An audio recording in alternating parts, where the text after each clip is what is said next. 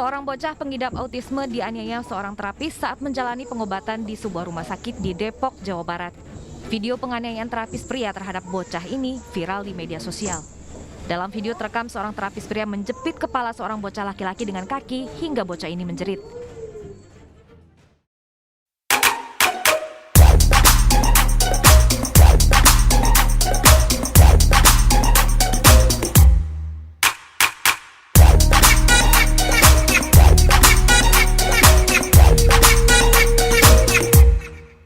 Assalamualaikum warahmatullahi wabarakatuh. Waalaikumsalam warahmatullahi wabarakatuh. Bersua kembali bersama kami dalam kegiatan Professor and Friends di Universitas Muhammadiyah Jakarta. Salam berkemajuan dari LPPM Universitas Muhammadiyah Jakarta. Pagi ini kita akan membincang terkait dengan beberapa kajian tentang anak berkebutuhan khusus yang autism bersama pakar dari Universitas Muhammadiyah Jakarta. Kita bersama siapa, Prof, pagi kali ini? Ya Dr. Lucy, kita sekarang bersama dengan Associate Professor Dr. Suharsiwi. Nah, dari runutan pendidikannya, Dr. Suharsiwi S1 PAUD, S2 dan S3-nya sangat linear ya. Makanya sekarang sudah menjadi Associate Professor. Nah, insya Allah juga menjadi kepakaran beliau di dalam proses untuk menjadi anak berkebutuhan khusus. Nah, untuk itu Saudara Bu Suharsiwi, Associate Professor, silahkan untuk menyampaikan beberapa riset terkait Ibu, di mana riset ini sudah sangat viral ya, bahkan didanai oleh Kemdikbud. Silakan. Ya, Assalamualaikum warahmatullahi wabarakatuh. Waalaikumsalam. Terima kasih kepada Prof Yuni, juga Dr. Lucy. Pada hari ini saya ingin sharing terkait dengan riset saya ya, dan beberapa anggota yang juga menjadi anggota di dalam penelitian kami ya. Penelitian saya terkait dengan model pembelajaran keterampilan sosial untuk anak dengan gangguan sosial emosional. Nah, ini biasanya Prof dan Dr.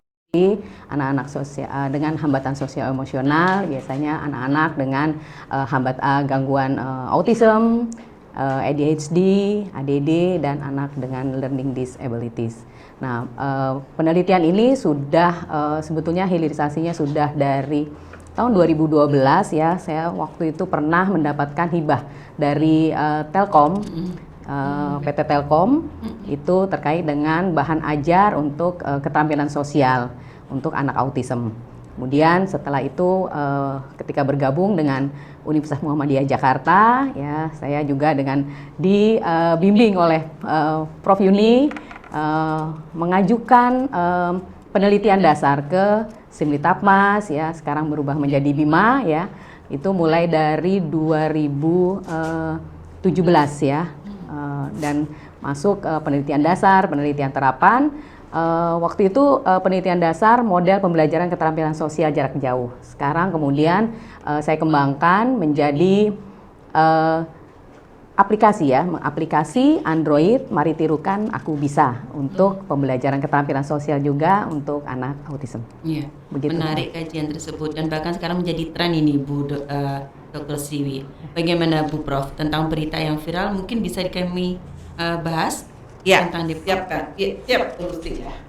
Bu Dr. Suharsiwi, ini ada berita viral nih tentang terapi autism yang ada di Depok nih. Silahkan, barangkali nanti Universitas Muhammadiyah Jakarta bisa memberikan sesuatu yang positif terkait dengan riset Ibu dan lain-lain. Monggo. Ya. Memang untuk autism ini ya, ada beberapa hal ya karakteristiknya, terutama terkait dengan mereka biasanya memiliki 3 hal. Hambatan dalam interaksi sosial, hambatan dalam komunikasi, dan hambatan dalam berperilaku yang layaknya anak-anak ya. Jadi yang perilakunya sering-kali repetitif, kemudian bergerak ya, seperti itu ya. Saya belum begitu meneliti, artinya membaca dengan detail berita yang viral. Tapi kemarin saya berdiskusi ya dengan teman ya terkait dengan hal ini, bahwa memang seringkali karena mereka harus didiamkan ya untuk kita lakukan terapi. Nah, ini seringkali terapis melakukan upaya untuk supaya anak bisa duduk tenang, untuk dia siap belajar. Banyak hal yang dilakukan, kadang-kadang dokter juga bisa memberikan obat ya untuk dia bisa duduk diam, atau terapis juga melakukan atau guru ya melakukan kegiatan-kegiatan yang seperti tadi, menjepit dengan paha ya untuk anak supaya dia bisa kemudian kita pegang, atau kadang-kadang dia juga menggunakan kursi meja yang dia tertutup rapat gitu sehingga anak tidak bisa keluar. Hal ini juga dilakukan untuk supaya anak siap ya untuk duduk dia menerima pelajaran. Nah, kalau misalnya memang ya menjepit dalam arti menyakiti ya, mungkin ini yang saya sendiri tidak setuju ya. Artinya kalau itu sampai melukai ya, karena ketika di cross ya, ketika anak sedang tantrum ya, terus kemudian itu mengamuk kan, kadang-kadang itu juga akan melukai temannya. Jadi biasanya guru itu melakukan antisipasi dengan dia mengcross tangan atau dia menjepit ya dengan paha, memeluk dari belakang. Begitu. Nah, hal ini tapi tidak dilakukan dengan artinya memang agak sedikit dikekang gitu ya, sedikit dikencangkan supaya dia tidak bergerak. Tapi setelah itu saya biasanya lakukan dengan saya tanya, ini kalau masih ngamuk lagi, maksudnya tidak bisa diatur ya, nanti akan tetap begini gitu. Mau nggak untuk dilepas? Tapi dilepasnya kalau sudah dilepas nanti bu guru juga lepas. Jadi kita tanya, kalau dia mulai kita agak regangin dikit, dia mulai wah gitu ya, saya kencangkan lagi sampai dia akhirnya bilang ampun ya, tidak mau nurut ya, mau nurut sama bu guru. Mungkin itu cara yang dilakukan. Saya tidak tahu persis apakah yang dilakukannya itu bagian dari proses terapi atau ingin supaya anak duduk tenang. Menarik sekali Bu Lucy. Kenapa? Karena kita sebagai orang tua, kita kadang-kadang anak kita begitu, tapi pada saat itu ada rasa kasihan dan lain-lain. Tapi seorang terapis tentu saja ini ya sangat merupakan kasih sayang dan lain-lain proses untuk penyembuhan itu ya. Nah, benar ya. ya. Jadi Dr. Suharsiwi, ini terkait dengan riset Ibu. Tentu saja ini akan memberikan manfaat dampak yang luas ya terkait dengan ini. Mungkin Ibu bisa sampaikan juga kepada pembaca dan para pendengar podcast Professor and Friend tentang autism, kira-kira hilirisasi risetnya itu kemana ini Bu? Supaya masyarakat penggunanya dan penggunanya siapa Ibu? Silakan. Terima kasih Prof.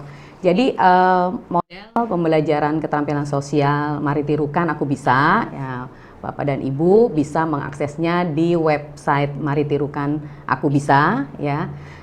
Di dalam jadi pendekatannya adalah kita mengembangkan keterampilan sosial yang terkait dengan 3 hal, yaitu interaksi, kemudian komunikasi dan kemandirian. Jadi 3 hal ini dilatih melalui berbagai model pembelajaran atau media-media yang sudah disiapkan di dalam aplikasi itu. Jadi ada bagaimana anak belajar berinteraksi dengan teman, bagaimana dia berkomunikasi ya, bagaimana cara menyapa ya. Hal-hal yang mungkin sederhana terlihat, tapi untuk anak autism itu sesuatu hal yang sulit gitu. Terkadang tidak bisa diperoleh dengan cepat. Ya, anak-anak pada umumnya mungkin dengan bersama dengan temannya, bergaul, dia bisa memperoleh keterampilan sosial dengan cukup ya, dengan cukup cepat gitu. Tapi anak-anak ini mereka mengalami kesulitan dalam meniru lingkungan, kemudian hal-hal yang mungkin terlihat sederhana untuk dia agak kesulitan. Mungkin kadang-kadang bahkan ini tidak bisa diperoleh ketika dia usianya sudah sampai remaja bahkan dewasa. Ya, jadi kadang-kadang dia ketika dia mungkin dari segi keterampilan yang lain ya, skill-skill yang lain sudah bisa diperoleh. Mungkin dia bisa membuat bisa mengedit film gitu ya. Kadang-kadang mereka bisa memasak ya. Mungkin hal-hal yang seperti itu. Tapi untuk keterampilan dia berinteraksi, nah ini kan dibutuhkan. Ketika dia nanti bekerja ya, dia harus bagaimana dia menyapa teman, bagaimana dia punya teman, bagaimana dia bisa bersosialisasi di lingkungannya. Nah ini aplikasi Mari Tirukan itu memiliki fitur-fitur yang bisa mengembangkan hal itu. Dan kebetulan juga nanti hilirisasi di Matching Fund ya. Saya mungkin punya mimpi juga ya Prof ya. Saya nanti punya aplikasi ini itu juga disertai dengan media pembelajaran yang sifatnya fisik, mudah disentuh oleh orang tua karena ini masih kurang juga gitu ya. Yang saya sedang mau ajukan yaitu boneka bicara ya, yang interaktif ya. Ini nanti bisa menjadi media pendamping dari aplikasi ini untuk melatih anak-anak berkomunikasi. Iya. Dokter Siwi, penelitian tadi dengan hilirisasi tadi kiranya memang perlu dikembangkan lebih ya, karena banyak dibutuhkan. Dari riset Ibu ini ada hal yang menarik kira-kira. Setiap tahapan autism itu kan butuh penanganan. Untuk orang tua ketika sudah mendeteksi berarti apa yang harus dilakukan? Ya, ini juga yang menjadi permasalahan, masalah deteksi dininya saja itu seringkali orang tua belum duduk dengan jelas.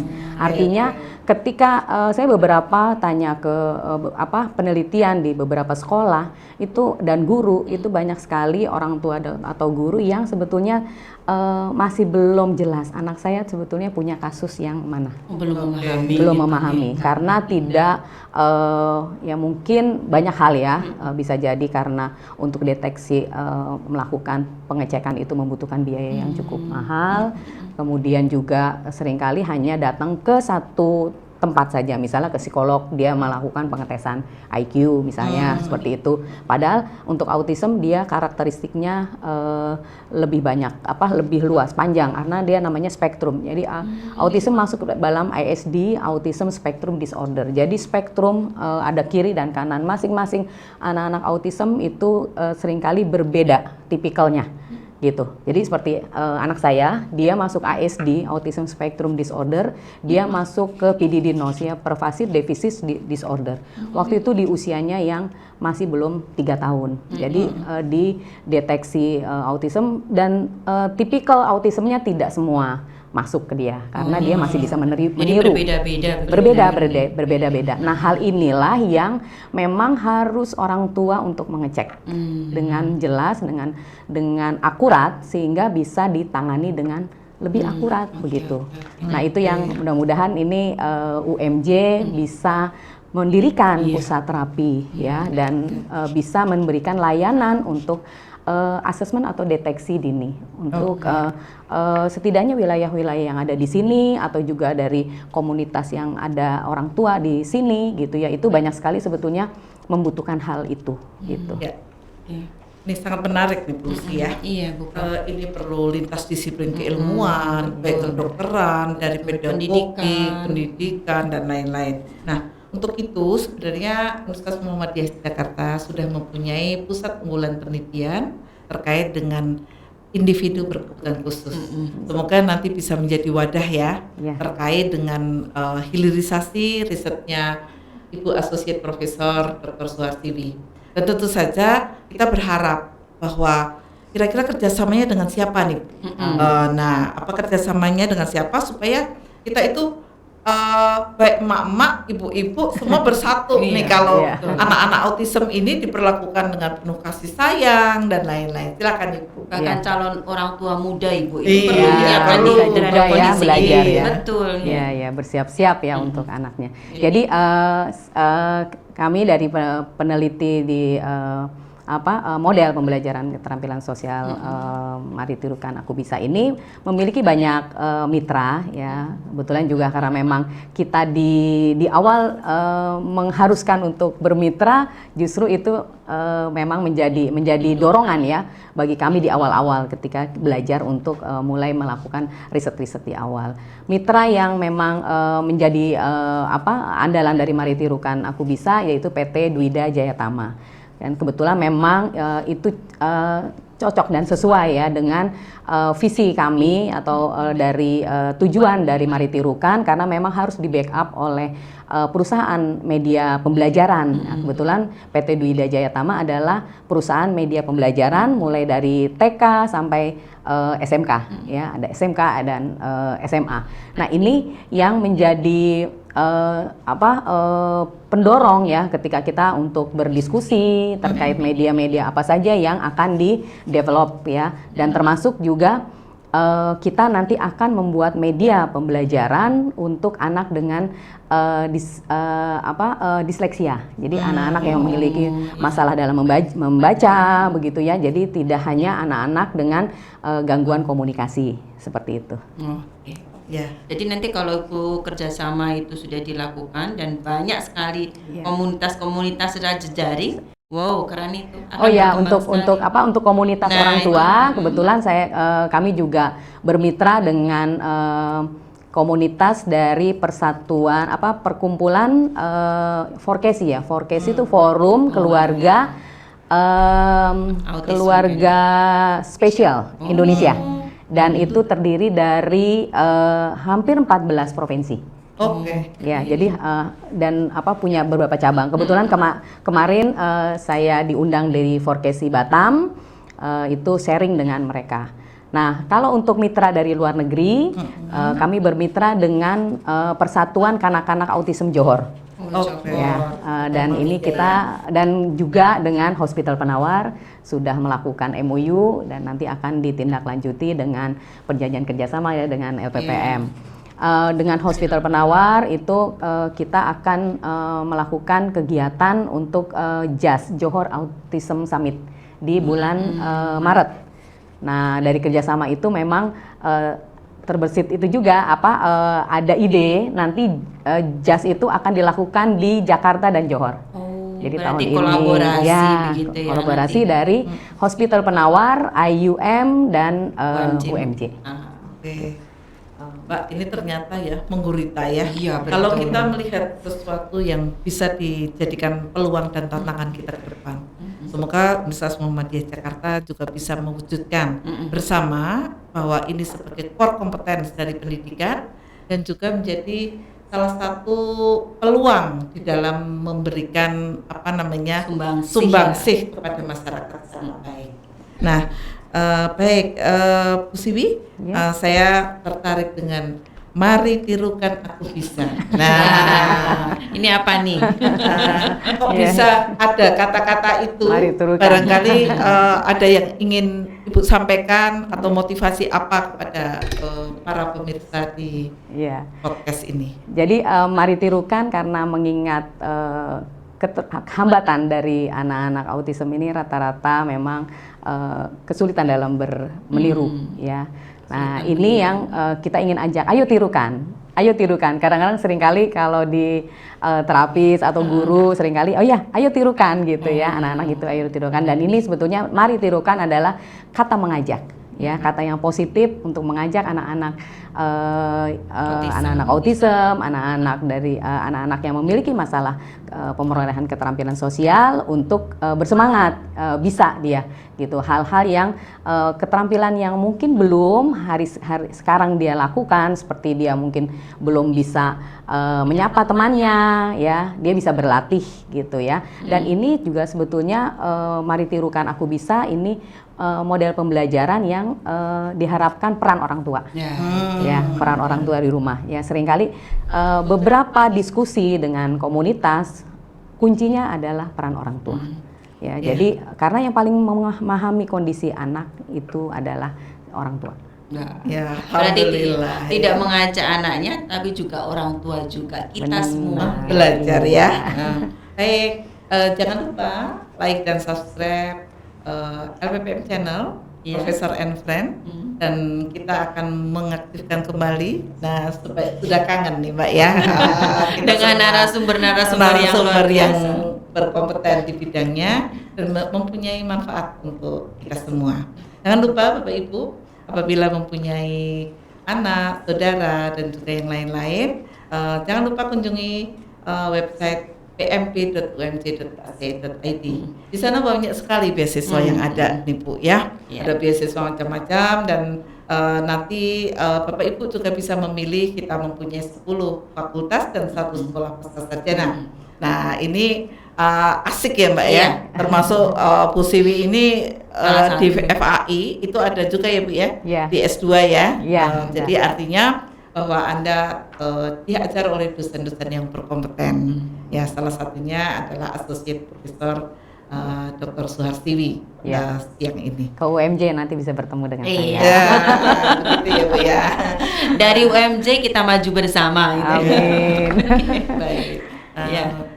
Para pemirsa podcast yang ada di laman YouTube LPPM umj.ac.id, perbincangan kita itu sangat menarik. Nanti kita akan sambung kembali dengan narasumber-narasumber yang lain yang mungkin dibutuhkan oleh semua pemirsa.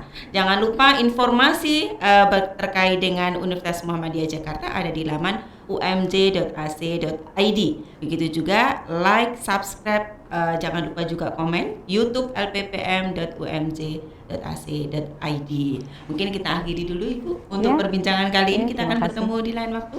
Kita akhiri. Assalamualaikum warahmatullahi wabarakatuh. Salam berkemajuan dari LPPM Universitas Muhammadiyah.